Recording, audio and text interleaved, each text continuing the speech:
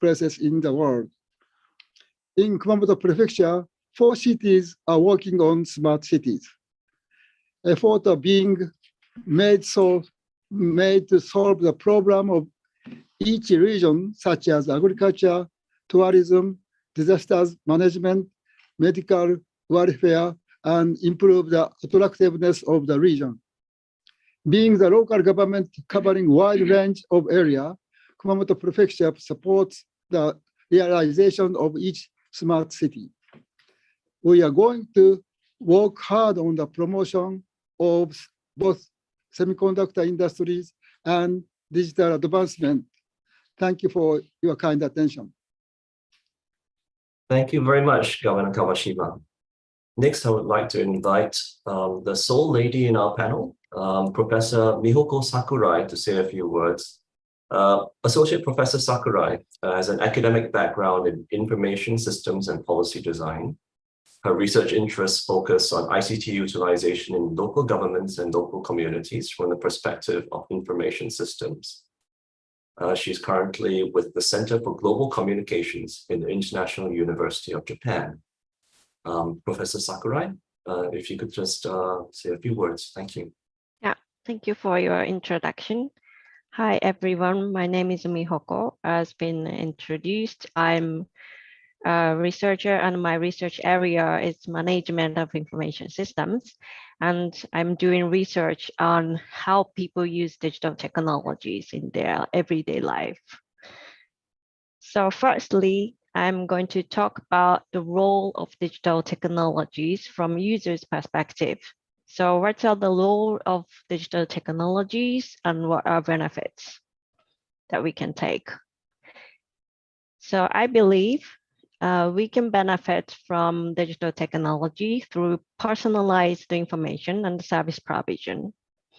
Digital technology can change the timing and content of information which is provided to people in response to their preferences, needs, and lifestyles. Consequently, personalized information and service provision will enhance behavioral change. I believe behavioral change contributes to social, economic, and environmental sustainability, so-called the triple bottom line. Let me introduce one case from Japan, the case of Fujisawa Sustainable Smart Town. This is the newly developed smart town opened in 2014. In this town, residents can see how much they are using electricity through home energy management systems. The system is installed in each household. The system shows real-time energy consumption and also power generation by solar panels of each household.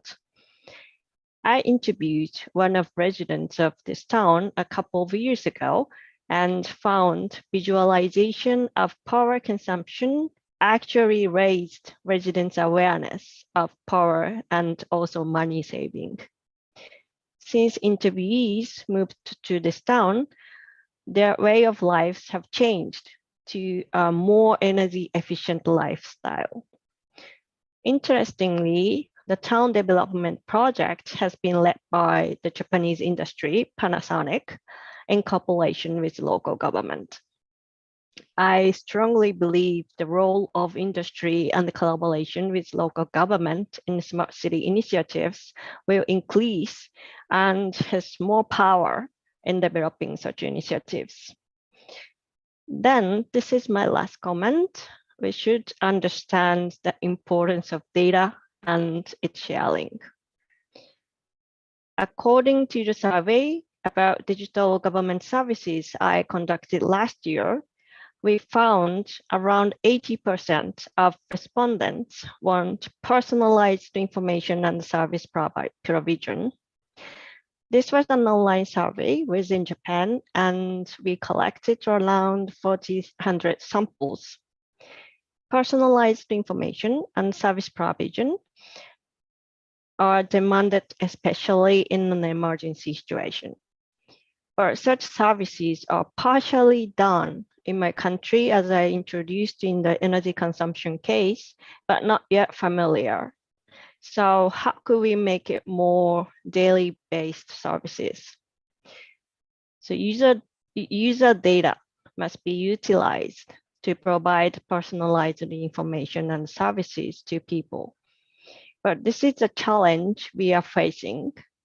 The survey results show while there is information such as age and address that people are willing to provide local governments in order to receive personalized information and services, there are strong concerns about the use of health data and location information, for instance. To sum up, personalized information and services, behavioral change, and data utilization are the keywords from my point of view when I think about digital transformation and smart city development.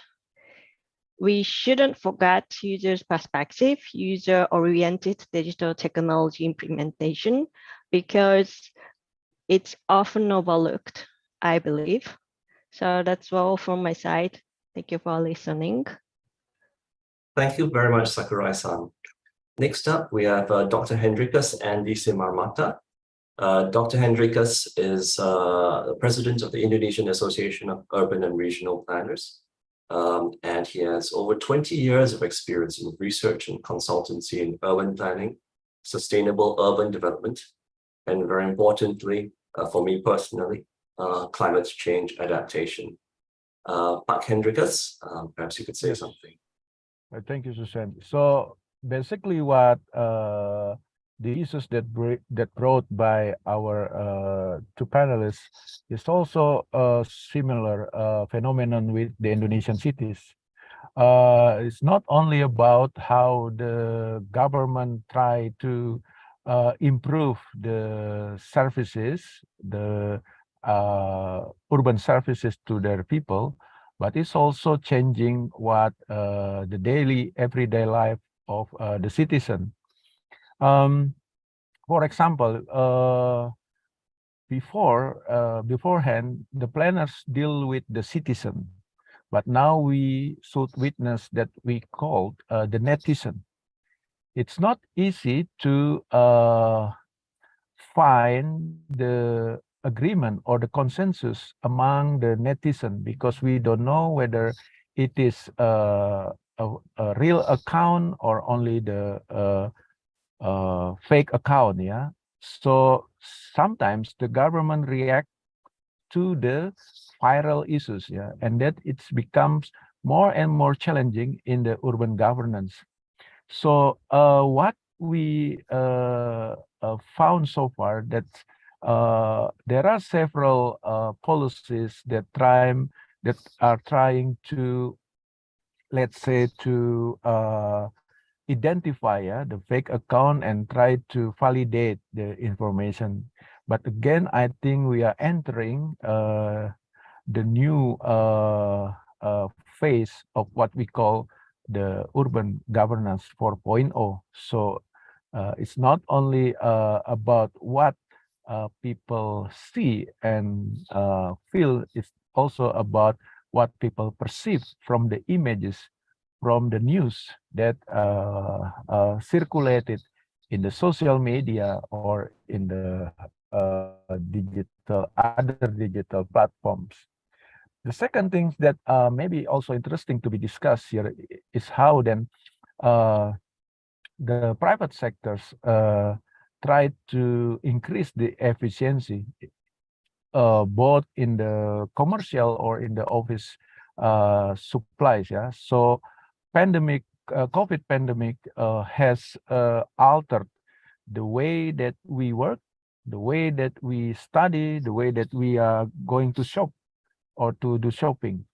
So for me, it's also will create a new opportunity for the business owner, for the marketing developer to find a new system, trading system, and the new way that we can make better services for the vulnerable groups, because sometimes we need to also look for the lower class that has no access to the digital devices, handphone or other things. So maybe in this case, I also like to raise the issue how then we can collaborate with the private sectors and the government to provide better access, digital access to the vulnerable groups, to the urban poor, and the others who doesn't get the access for the digital device. And the third, I think, the Indonesian cities has very fast urbanization, and then Jakarta has become more and more bigger and become obesity. So the way of our government to relocate the new capital to the Kalimantan Island is also one of the strategy to transform the development to be more equal and fair distribution to other islands. And I think it is also the new laboratorium for the new town to implement that we call a smart city. Smart city is only a tool to achieve improving of the urban services and also minimum risk, because we have so many risks in the location of the ring of fire. So then I think again and again innovation is the most key important. Lastly, that I would like also to raise is also the good news from the last day, G20 meeting that has a new agreement or declaration that they also have intention to secure the Just Transition Energy Fund, about $20 billion. And I think this is also a new emphasis that we are going to have a digital and green transformation. Many cities like in West Java, for example, they are also looking for the villages. So the villagers can also access the internet, can access the digital market to make a better life for the villagers, not only the urban dwellers. So back to you, Susan. Thank you very much, Pak Hendrikus. The last person in our panel to be introduced today is Mr. Sean Tan, who is the Deputy Director of Research for the Center for Livable Cities in Singapore. Mr. Tan has spent quite a lot of time in the Urban Redevelopment Authority of Singapore as an urban planner. Sean, over to you. Thank you, Susham. First, thank you very much for having me. It's a great pleasure to be here. I would like to apologize if I were to cough in between speaking. I'm still nursing a bad cough, so sorry about that. So yes, so for Singapore, first and foremost, it's important for us to define what a livable city is to us. So for us, a livable city is one that has a high quality of life, a vibrant economy, and a sustainable environment. And because we have very limited land, this is it's a perennial challenge that we have to balance these goals. And how we are trying to achieve these goals would be through integrated planning and dynamic urban governance.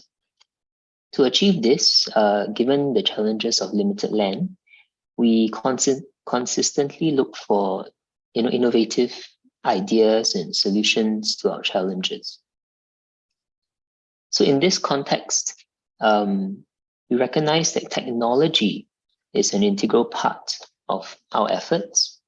And because of that, we have launched the Smart Nation vision in 2014, which aims to actually transform Singapore into a world-class smart and sustainable city with a leading economy powered by digital innovation and supported by strong public-private partnerships, smart financing, as well as data sharing strategies. However, while the aim is to create cities that are smart, think what's more important in practice is that the technology and the city should also be able to take on a flexible approach in a state of constantly becoming a learning city, right? Doing so requires a certain level of humility and a process of constant reinvention and refinement, where we cannot always stay comfortable or complacent with what we have achieved, but we must always embrace a culture of dynamic experimentation. In Singapore's Smart Nation development, one key learning point has been that our approach to taking advantage of technology should not only be integrated and holistic, which are also very important, but they must be human-centric. They must be citizen-centric, in the sense that people must be able to directly benefit from the technology. So to give an example, the Urban Redevelopment Authority, where I was from previously, developed digital planning tools, one of which is called the e-planner, to facilitate planners in visualizing various data sets, so that future urban spaces can be developed with greater access through evidence and also with greater ease, while catering to the needs of residents. So for example, the URA identifies areas with higher concentration of senior citizens, and they analyze how easily they can access healthcare facilities and services. And this is especially important for Singapore as we face an increasingly aging population.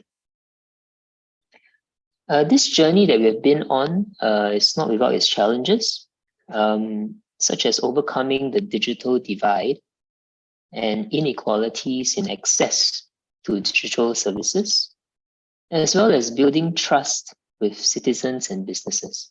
These are issues which I think my previous speakers have alluded to, like Prof.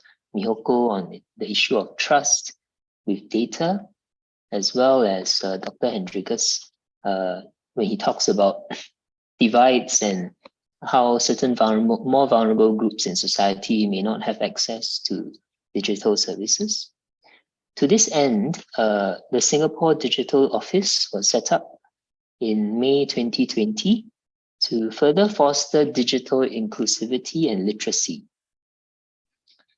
Now, beyond Singapore, we also recognize the importance of collaboration among city leaders to deploy smart solutions on a much larger scale. So by sharing experiences of each city's smart development efforts, city leaders will be able to see what works in other cities and maybe be able to assess how they can implement for success in their own cities. So an example of a good regional collaboration on smart cities is the ASEAN Smart Cities Network, or ASEAN in short, which the Center for Livable Cities helped to establish in 2018. To conclude my opening remarks, just to say that Singapore has always learned from others, and we will continue to do so, while also supporting the learning of others. By openly discussing and sharing our respective knowledge and experiences, each city will grow and learn to be more intelligent. Therefore, in the following panel discussion, I hope to be able to share and learn from the insights from the various speakers, as well as share some of the learnings that we can share based on some of the challenges we have faced along the way, and discuss on how we can address them together. Thank you very much. Thank you very much, Sean. We'll now move to the Q&A for the panelists. We will be looking at spending around 20 minutes for this. I do invite anyone who has any questions from the audience to post your questions to the Q&A tab that you can see in the Zoom function below your screen. We'll pick up those questions and we'll ask them. But maybe I can start with a question of my own first. I have a question that I would like to ask Governor Kawashima. Are there any specific smart city initiatives that are currently undergoing in Kumamoto Prefecture that you can share with us? Yes. In Kumamoto Prefecture, 4 cities are promoting smart cities.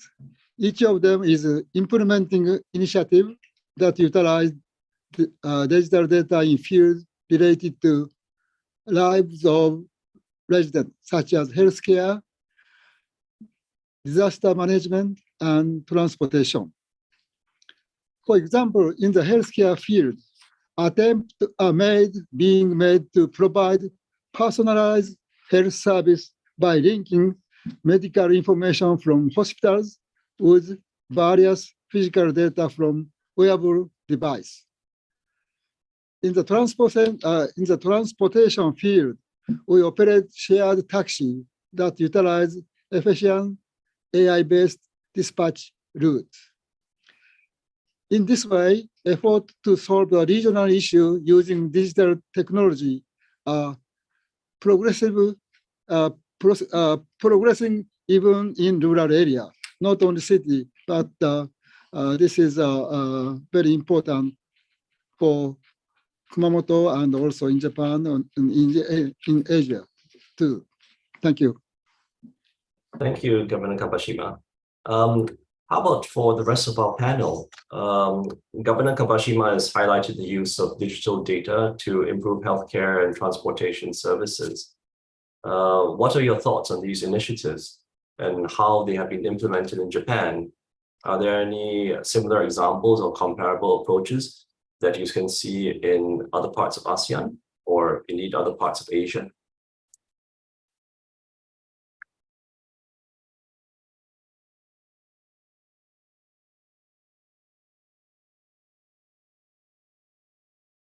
Sean, given your experience with the ASEAN Smart Cities Network, I guess you probably have a lot of examples that you can think of. Perhaps you'd like to provide those examples.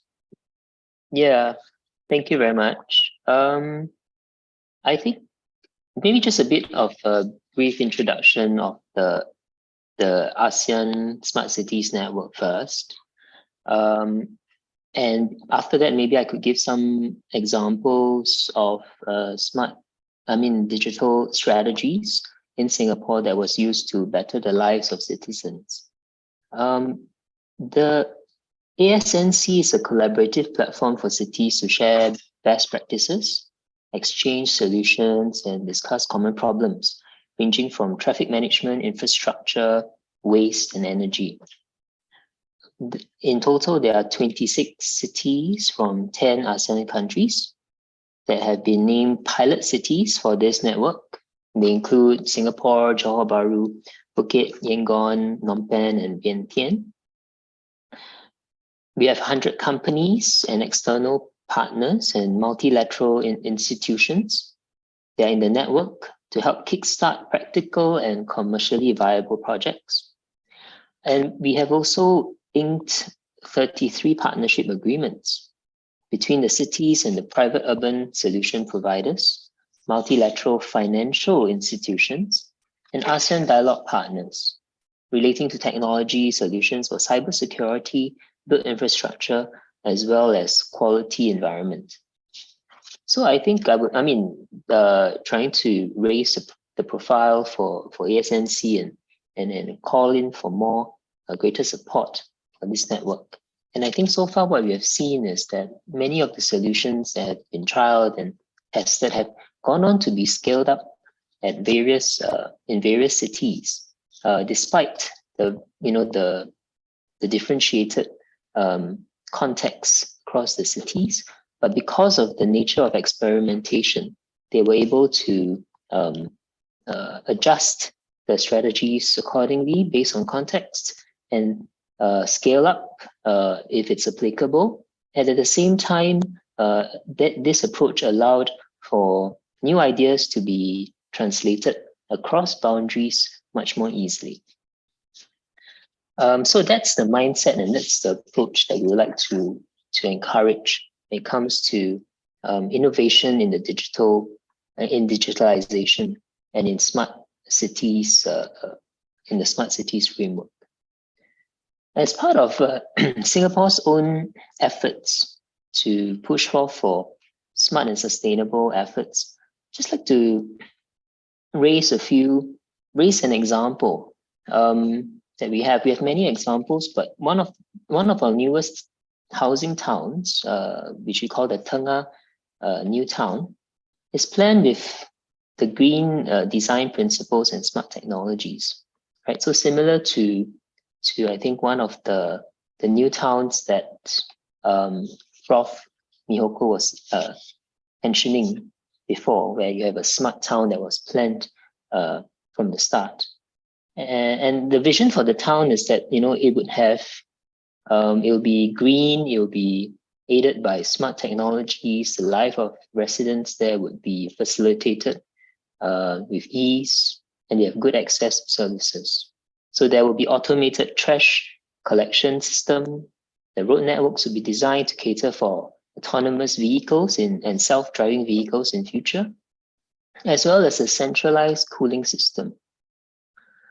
So in Singapore, when we define smart, we don't just look at digital solutions. We look at the entire approach towards solutioning.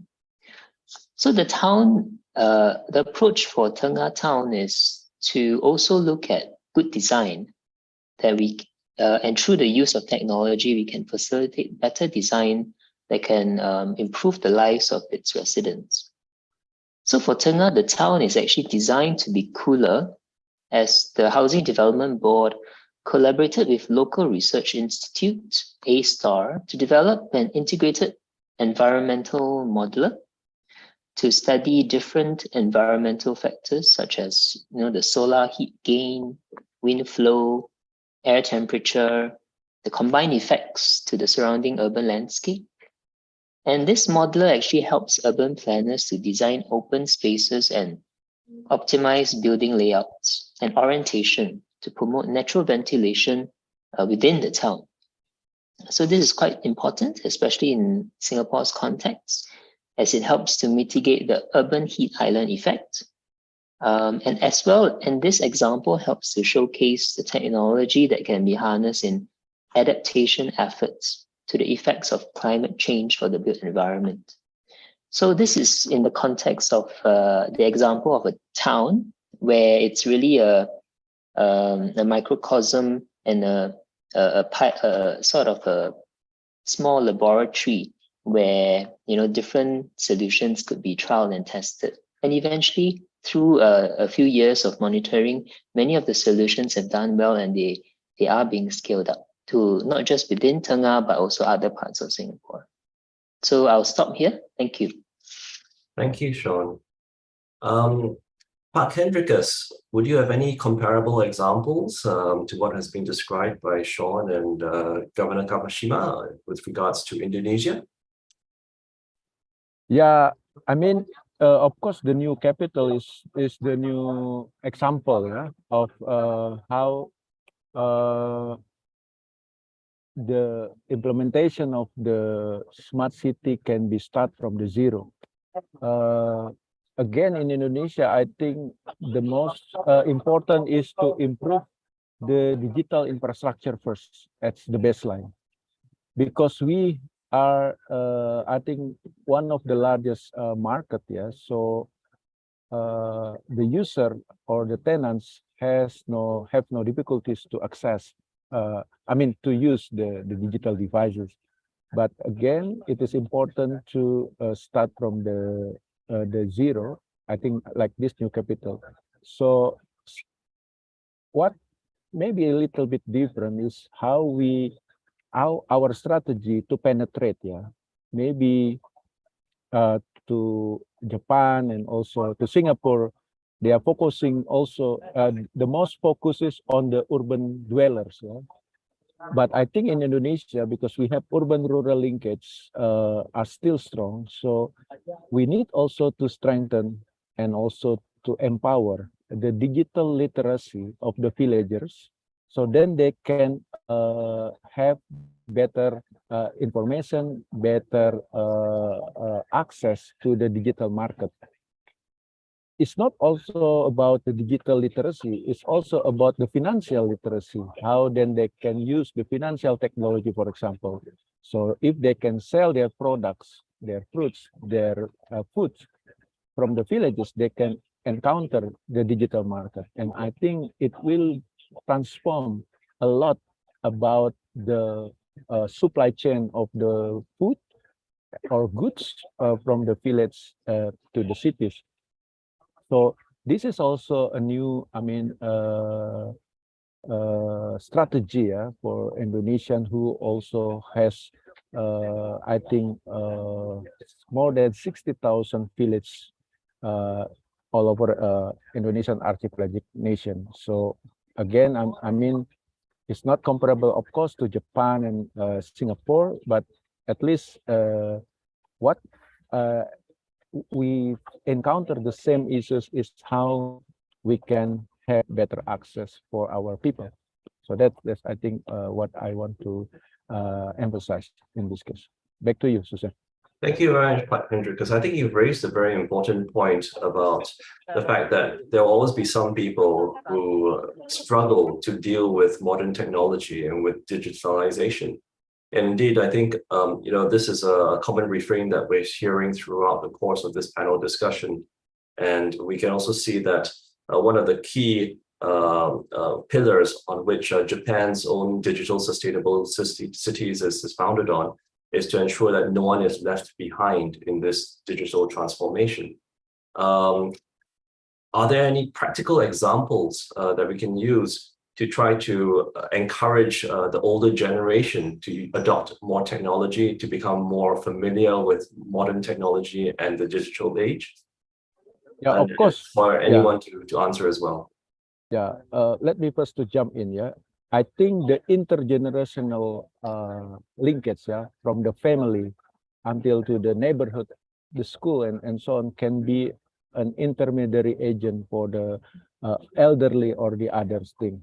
But one thing that may be very interesting is from the governor of West Java, who aim to empower the millennial farmers. So if I'm not mistaken, tried to empower more than 1,000 millennial generation to become farmer. But the farmer in this case is the farmer who has entrepreneurship, who has capacity to access the digital market, and who has capacity also in the agribusiness knowledge base. Yeah. So I think this is also one thing that we will look and we will monitor what happen and what kind of impacts that can contribute to our development in the future. Yeah, back to you, Houston. Thank you very much, Pa. Any other contributions for any member of the panel? Any examples to try to encourage the older generation to adopt more digital technology? Maybe if I could just add on to what Dr. Hendrikus mentioned, and I agree that enabling the access, especially for the older generation, and onboard them onto this new bandwagon of digital services, digital technology is very important. Many of them, and it's an uneven cohort that we're dealing with. I think just giving the example of Singapore, which is different from Indonesia, but still we have, the more senior generation is an uneven group of uneven cohort. Some have better access to digital services in their work and therefore pick it up much more easily. Others do not. So for those who have less access to digital literacy, of course, the basic approach would be like, for example, I mentioned we have a digital office set up in 2020. They have ambassadors that go door to door to introduce very citizen-centric applications to seniors who are mostly at home and therefore harder to reach. So there's an effort for outreach. That's very important. And I also agree, of course, if there are immediate family members who can pass on the knowledge, that will be important. But beyond knowledge, I would like to add that applicability and the use of the services in their daily lives, for them to see it as meaningful, is very important. It's one thing to teach them about using it, and it's quite another for them to actually use it and see meaningful benefits to themselves in the everyday. So it's important when we tailor some of our services, or in the entire the framework of digital services that you like to introduce out to the nation or to the city. It's important to think about the outcomes and whether who do they serve. So for example, some of the more modest kinds of technological services actually goes the longest way, has the longest mileage, because they are the ones that actually can benefit the daily lives of citizens the most. Just to raise an example, we have the Housing Development Board actually developed an app called the One Service app that allows citizens to actually give better feedback or easy feedback on municipal issues, right? So if you imagine in the past, if you see an issue and before the digital times and you want to feedback, the feedback loop will take very long and you would not know where it goes to. So now with the app, it automatically routes whatever feedback you have. You can take a photo. If it's on your phone, you can take the photo with that app, send it along with your feedback, and it goes into a centralized pool where it would just the app will allocate the feedback to the relevant agency, and they will be more certain with the picture that is given. They'll be more certain to know where the location of the problem is, and it's a more targeted, and they can focus their resources on dealing with the issue. And based on this feedback, based on the performance of this app and the feedback we have received from residents, many of them actually are older residents who actually use these apps in recently, because they hang around the area, the local vicinity. They are more aware of what's going on around the municipal. They are able to give very ready and timely feedback on these issues. And this actually helps to improve the built environment around the estates. We also have a feature in the app called the Help Neighbor feature, which allows social service providers to be alerted if certain people are in need.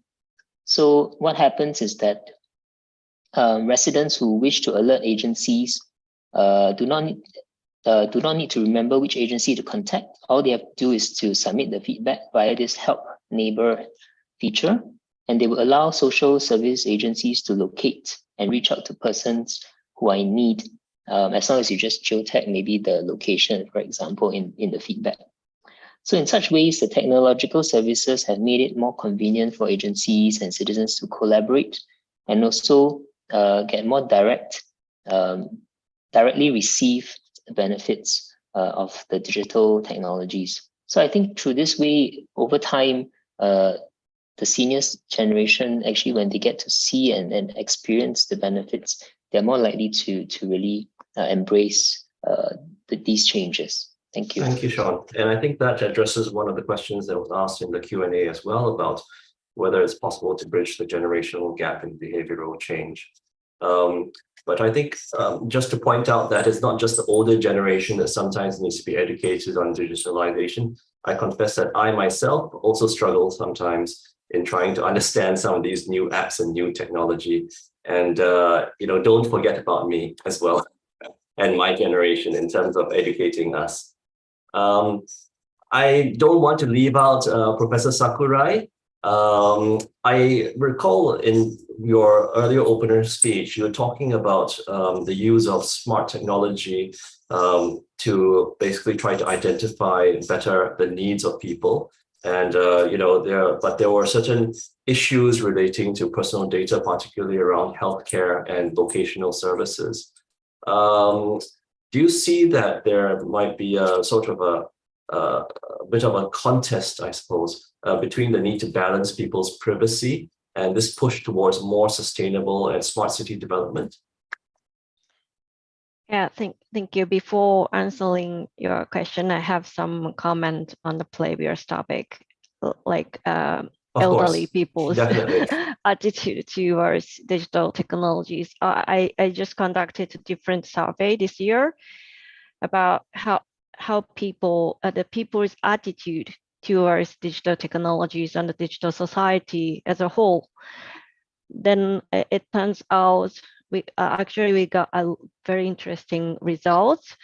It shows that elderly people, they are not necessarily people in the digital divide group, but rather 40 and 50s. They have much more negative perspective towards digital technologies, as you mentioned. I don't know how old you are, but yeah, then we also found that actually social demographics affected their answer, their response. So age affects to how people perceive digital technologies, but maybe at least in Japan, it's a bit kind of stereotyping way of thinking that elderly people are not part of the digital transformation process, but they are very much encouraged in terms of use of digital technology. But I think we are a lot of focus on other generation who are overlooked sometimes. So that is the point that I want to add on. And yeah, to your question, yes, then we found also the problem of data utilization. So the location data is actually one of the most one of the information that people are not willing to provide, and health related data is also. So I don't have a clear answer to your question, but what I could suggest is that as I introduced, technology can change people's behavior, like energy management system that I introduced in the Fujisawa Smart Town case. I think we should have strong purpose. Like in that case, behavioral change is the purpose of use of digital technology. And from the user's perspective, they can save money and they can like compete each other how much electricity they save in this month or every day. They can see their own data. So that motivates people to use our new technology. And yeah, that's what I can say. So the motivation and the purpose setting is important. Can I answer your question? Yes, indeed. Thank you very much, Sakurai-san. I think we have time for just one or two more questions. A question from the floor. How do you think policy and regulations in Asia need to evolve to facilitate the development and implementation of smart city technologies?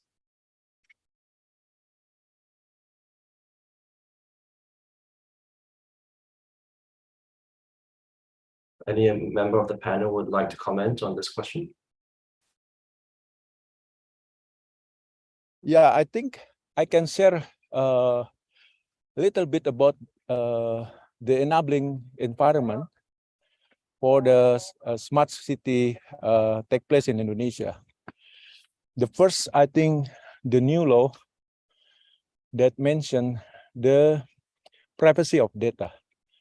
So this is something that very helpful for us to understand better how then your photo, your image, your words, and so on can be used for new responsibility, for use for other purposes. Yeah, for example, if you have problems in the law, on etc. etc.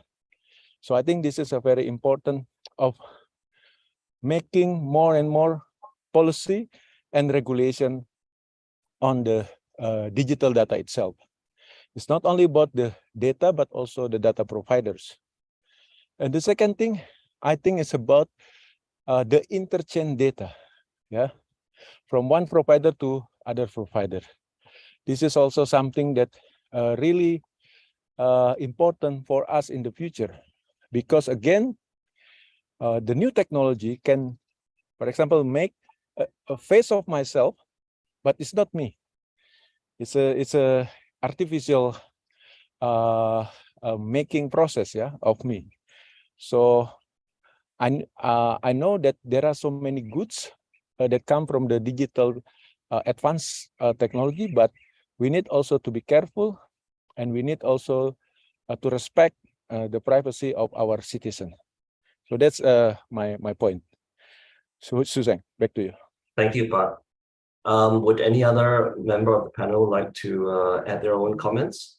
I agree. I mean, in terms of privacy, we have a lot of issues, and especially what happening in Japan right now is that we are pretty much concerning about protecting people's privacy, and it resulting in getting users agreement or consent every time we try to use such kind of digital services.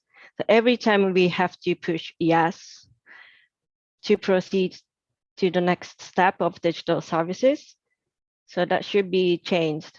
It's not user-friendly interface. So we need to think about how we could protect people's privacy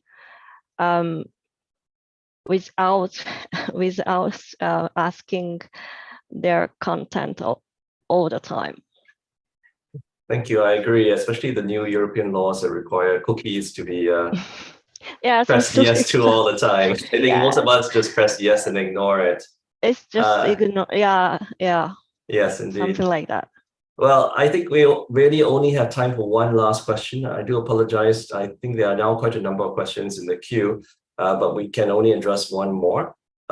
So I think the question that we'll take will be, how should the development of digital human resources be addressed? I think the question is really more in terms of the lack of digital talents, the need to upskill, the needs for the future economy. How do you think this needs to be developed in order to have the right talent pools to have these smart cities and digitalization? Yeah, in my field, I think we intervene the curriculum of the higher education, yeah, and also the university to bring the data scientists to work collaboratively with the urban planner, and also try to introduce more and more software, digital software, so then our planners, our members can be ready to absorb and to manage the digital data. So I think that's one thing that I can share in the very quick response. Back to you. Thank you. Yeah. Any other contributions from the panel?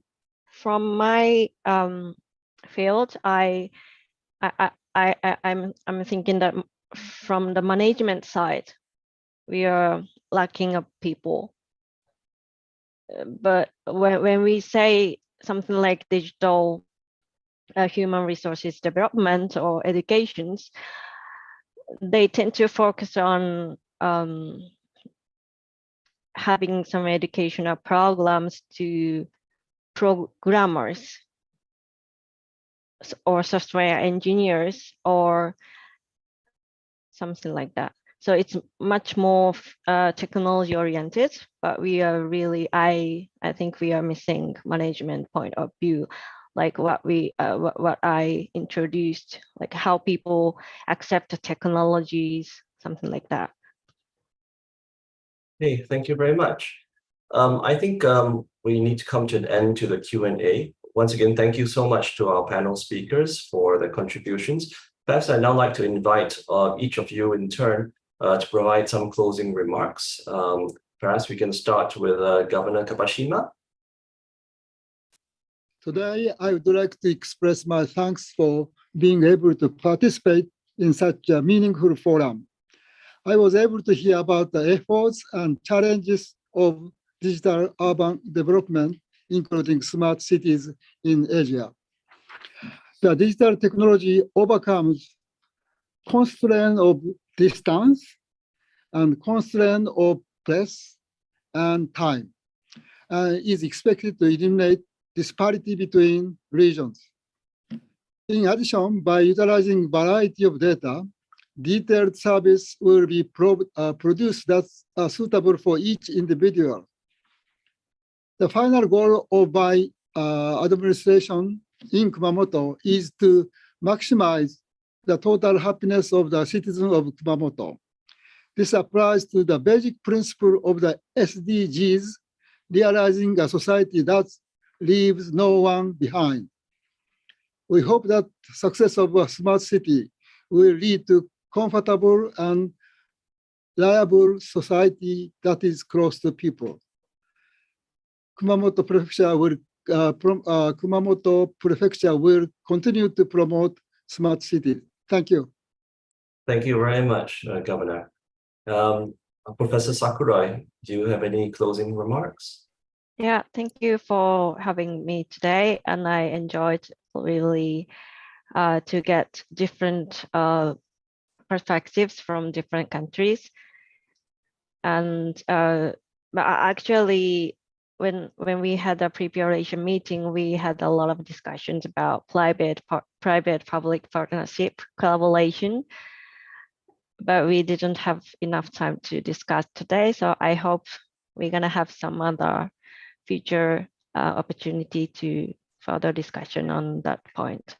Thank you very much. Thank you very much. And hopefully we'll have the opportunity to discuss the prospect of PPPs, particularly with Japan and the rest of ASEAN at some point nearby in the future. Pak Hendrikus, over to you. Would you like to say a few closing words? Yeah, I'll support the vision of Governor Ikoa by bringing the happiness and also meeting cities for all. Yeah, and I think it's not only to attract the private investor, the private sectors to join us to implement the vision, but also how we can engage and embrace the vulnerable groups, the poor people, to also a part of our collaboration to make this happen. So again, thank you very much for the invitation. And thank you very much. And last but certainly not least, Sean. Yeah, thank you very much to my fellow speakers. Thank you for your insights. I learned a lot today, and to the organizers, thank you for having me. It's a very short but a very insightful session.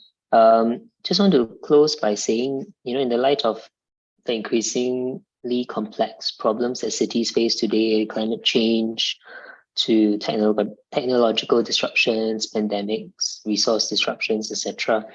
This process of learning and adapting as a city with the help of technology will really make what cities really smart.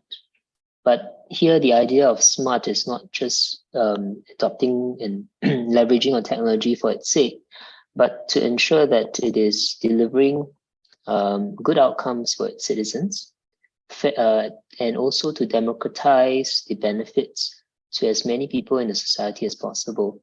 And I think from the discussions today, one of the key issues that was raised pertains to the idea of how can we build a high trust city or maintain a high trust city, even as we embrace new tools like digital technologies.